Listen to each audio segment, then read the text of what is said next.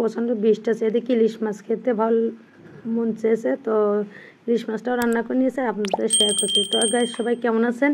আজ আমি দেখাবো কীভাবে আমি ইলিশ মাছটা রান্না করি। তো প্রথমে আমি এখানে সরিষা নিয়েছি, এখানে কালো সরিষাটাই নিয়েছি। তো চাইলে সাদা সরিষাটাও আপনি নিতে পারেন। আর এখানে 3টা পাকা মরিচ নিয়েছি। তো আমি এখানে কাঁচা পাকা মিশাই রান্না করবো, তো আমি 3টা বেটে নিচ্ছি। আর কিছু মরিচ আমি মাঝখান থেকে 2 খণ্ড করে কেটে দিব। আর এখানে পেঁয়াজ নিয়েছি। তো আমি এখানে যেহেতু ইলিশ মাছ রান্না করছি, এখানে রসুন নেয়নি, রসুনটা নিলে কেমন গন্ধ করে। আর জিরা গুঁড়াটা আমি দিয়ে দেবো।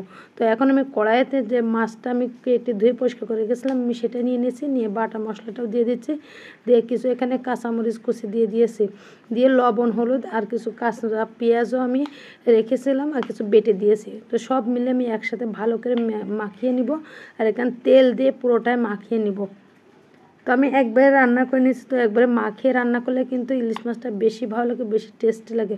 তো যে কোনো মাছ আপনি যদি এভাবে রান্না করেন কিন্তু বেশি টেস্টি লাগে।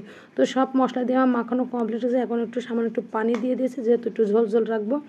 এবার চুলায় ধরিয়ে দিয়েছি, দিয়ে 5 মিনিট পর আমি চলে আসছি। তো দেখতে পাচ্ছেন পানিটাও ফুটে গিয়েছে, আর কিন্তু ঝোলটা আমি একটু কমিয়ে নিব।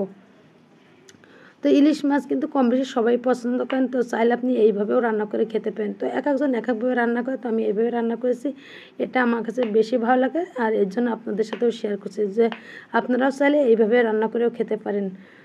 তো আমার ভিডিও কেমন লেগেছে অবশ্যই কমেন্টস করে জানাবেন। আর ভালো লাগলে অবশ্যই সাবস্ক্রাইব দেবেন, পাশে থাকা বেল আইকনটি বাজিয়ে রাখবেন, যাতে পরবর্তী ভিডিও সবার আগে আপনার কাছে পৌঁছে যায়। আজ এই পর্যন্ত, সবাই ভালো থাকবেন। আল্লাহ হাফেজ।